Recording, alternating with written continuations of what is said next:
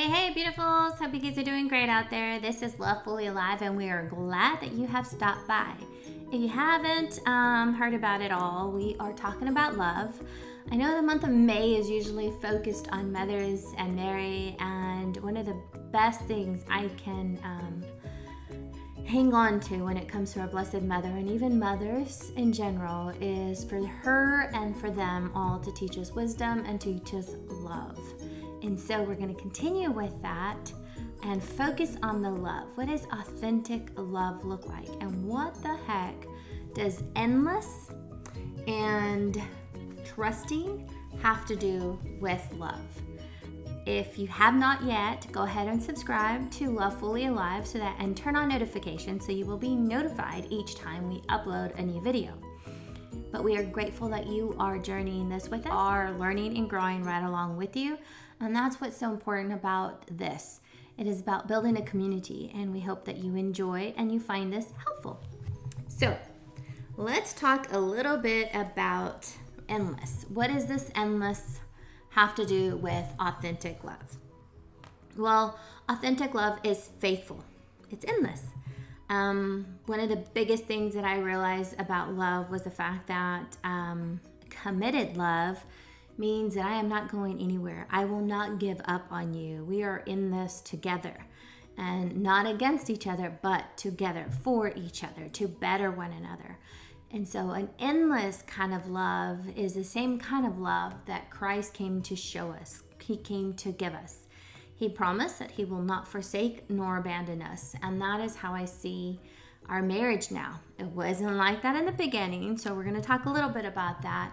But it's an endless love. Authentic love is endless. It's never giving up on the other. The second part of that kind of goes hand in hand. It's trusting.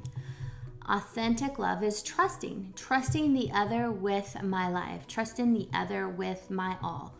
And that was difficult, of course, because we are human and we cause ourselves to disappoint, and sometimes we have a little bit of regret or maybe some remorse, and even shame comes into the relationship.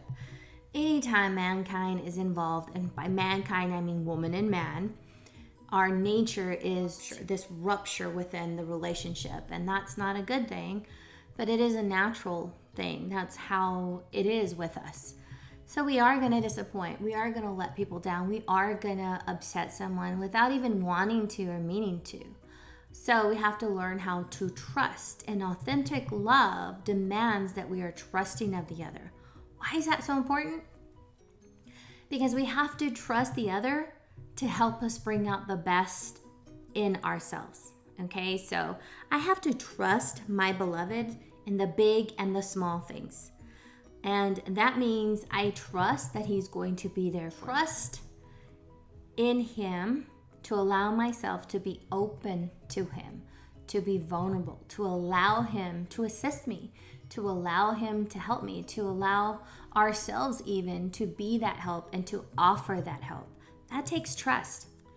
This openness of oneself to another is called the gift of self. It's mutual aid, mutual assistance, and that's what we're called to be in a marriage, in a union as husband and wife, and even within family life. It just trickles down. If we get it, then they will get it, and they will allow themselves, as in our children, allow themselves to be open to receive help and be that help. So all of this, endless love and trusting love, leads to an authentic love. It's part of that. It's not either or, it's both and. This openness of oneself to the other is allowing us opportunities to put ourselves in the hands of someone else, and that requires us to grow. When we allow ourselves to put ourselves out there, we're allowing ourselves to be healed. We're allowing ourselves to be renewed, to be restored, to be redeemed by God's grace, and with his help. All of these things are possible. So if you're asking yourself, how can I be more trusting?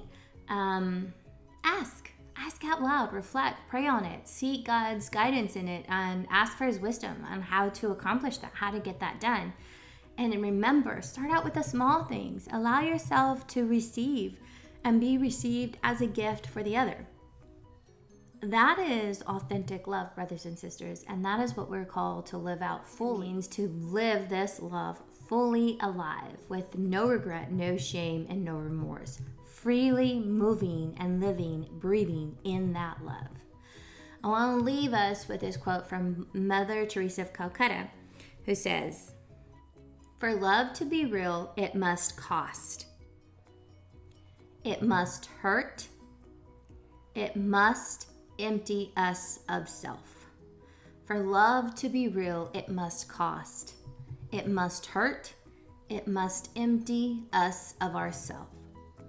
So, hope you guys found this helpful. It's just a short clip and just an encourager for you to go out and change the way you live, but above all, to change and deepen that love we're all called to live more fully alive.